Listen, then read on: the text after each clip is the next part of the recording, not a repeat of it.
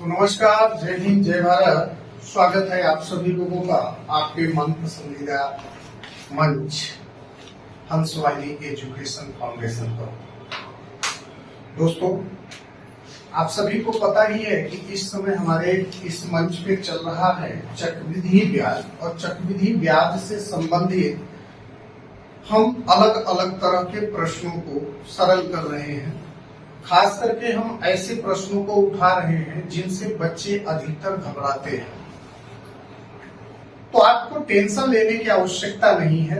हम आपके गणित के सारी समस्याओं को दूर करने के लिए ही हैं, और खास करके उन बच्चों के लिए जो मैथ से डरते हैं। तो एक चीज ध्यान रखिए, मैथ कोई याद करने का सब्जेक्ट नहीं है या समझने का सब्जेक्ट है। अगर आप थोड़ा सा अपनी सोच को बदलेंगे तो आप ये पाएंगे कि गणित से सरल दूसरा कोई सब्जेक्ट हो ही नहीं सकता। तो चलिए, ज्यादा समय न लेते हुए हम अपने टॉपिक पे आते हैं। इसके पहले वाले वीडियो में हमने आपको इसी प्रश्न का सॉल्यूशन ऐकिक नियम के तरीके से बताया था, लेकिन अब इसी प्रश्न का आंसर आपको हम बताएंगे रैखिक समीकरण के रूप में बना करके। कैसे बनाएंगे? जैसा कि आपके सामने प्रश्न है कि किसी राशि का 2 वर्ष का 15% वार्षिक ब्याज की दर से, मतलब कौन सा मूलधन है हमें पता नहीं है, कोई राशि है, उस पर 2 वर्ष समय 2 वर्ष है और उस पर ब्याज दर है 15%। तो उन दोनों का, उनका साधारण ब्याज और उनका चक्रवृद्धि ब्याज का अंतर 180 रुपए है। तो हमें वह राशि ज्ञात करनी है, मतलब वह मूलधन ज्ञात करना है। इसके पहले हम 100 रुपए मान करके निकाले थे, लेकिन अब यहाँ पर हम इसी चीज को हम कैसे निकालेंगे? x मान करके। तो जैसे कि डेटा आपके पास क्या क्या मिला है, समय t बराबर है 2 वर्ष और ब्याज दर r है आपके पास 15%, CI और SI का अंतर, मतलब चक्रवृद्धि ब्याज और साधारण ब्याज का अंतर है 180 रुपए।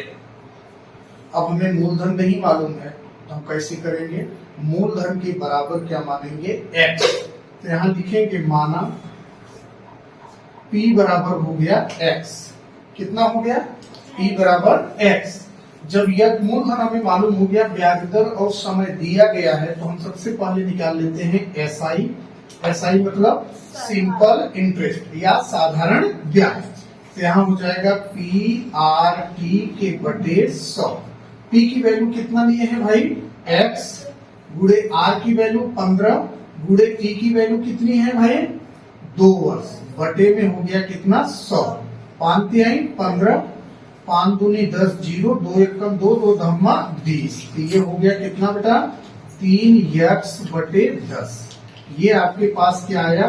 SI, मतलब साधारण ब्याज। अब हम इसके बाद क्या निकाल लेते हैं? चक्रवृद्धि मिश्र धन। तब हम बाद में क्या निकालेंगे? चक्रवृद्धि ब्याज। तो यहाँ चक्रवृद्धि मिश्र धन निकालने के लिए फार्मूला होता है A बराबर P ब्रैकेट में 1 प्लस R/100 पर पावर T। P की वैल्यू है x, 1 प्लस 15 बटे 100 पर घाते कितना बेटा? 2। यहाँ हो जाएगा x, अब 5 तिहाई 15, 5 दूनी 10, 20, 20 से कम 20 3 23 बटे कितना आ गया? 20 पर घाते कितना भाई? 2। मतलब यहाँ हो गया x गुड़े 23 बटे 20 गुड़े कितना भाई? 23 बटे 20। अब 23 में 23 का गुणा करोगे 529, और 20 में 20 का गुणा करोगे 40, 400। तो यहाँ हो जाएगा 529 x बटे कितना भाई? 400। तो ये आपके पास क्या आया है? बोलो। चक्रवृद्धि मिश्र धन। हाँ, क्या आया है? चक्रवृद्धि मिश्र धन। तो अब हम क्या निकाल रहे हैं? चक्रवृद्धि ब्याज। CI बराबर क्या होगा बेटा? A minus P। A का मान अभी आपने ताजा निकाला है, 529 x बटे 400 माइनस मूलधन आपने कितना माना है? X। तो यहाँ x हो जाएगा 400 का गुणा x में होगा तो 529 x माइनस 400 x बटे कितना भाई 400।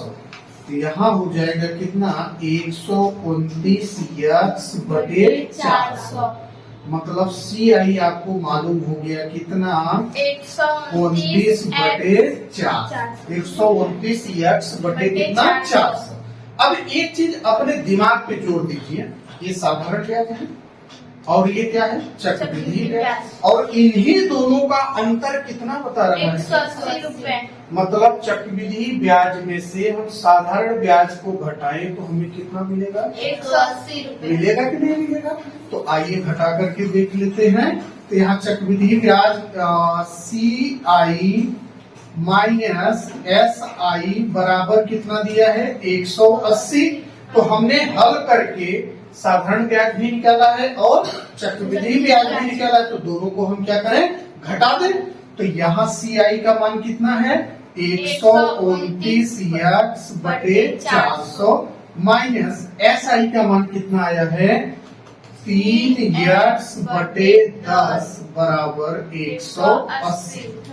अब देखो ये हमारे पास कौन सा समीकरण बन गया रैखिक समीकरण। पढ़े हो ना इसके पहले। तो अब हम रैखिक समीकरण आ गया तो हम इसका भी बटा क्या कर लेते हैं 1। अब 400 1 और 10 और 1 का क्या ले ले LCM। तो यहाँ कितना हो जाएगा 400। 400 में 400 से भाग देंगे तो 1 आएगा, 1 का गुणा 129 x होगा तो 129 x। 400 में 10 से भाग देंगे तो 40 आएगा और 40 का गुणा 3 में होगा तो 120 x बराबर। अब 400 है 1 से भाग देंगे तो 400 आएगा। 400 में कितने का गुणा करें 180 का, तो 18 के 18 18 गुना 36 18 3 54 18 4 72। ये 72 हो गया 1 0 2 0 3 0, तो ये आ गया 72,000। अब चूंकि हमने रैखिक समीकरण के बराबर के दोनों पक्षों से LCM लिया है इसलिए यह हर क्या हो गया खत्म। अब 129 में से 120 घटाओगे कितना बचेगा 9x बराबर 72,000। हुआ कि नहीं हुआ। अब 9 का x के साथ क्या है गुणा, उस तरफ जाएगा भाग, तो x बराबर हो जाएगा 72,000 बटे 9। 9 एक कम 9 9 8 72, उसके आगे 3 0, मतलब x बराबर आ गया 8,000। तो इस तरह का प्रश्न अगर आपको एग्जाम में मिले या कहीं भी कोई पूछे तो आप सरल कर पाओगे कि नहीं कर पाओगे। तो इस प्रश्न को आप कितने तरीके से हल कर सकते हो दो। कैसे कैसे, एक 100 रुपए मानकर और दूसरा x मानकर। तो 100 रुपए जब मानोगे तो लास्ट में हमें क्या लगाना पड़ेगा ऐकिक नियम, और जब x मानोगे तब आपका क्या बनेगा रैखिक समीकरण। क्या बनेगा रैखिक समीकरण। आएगा सुनने।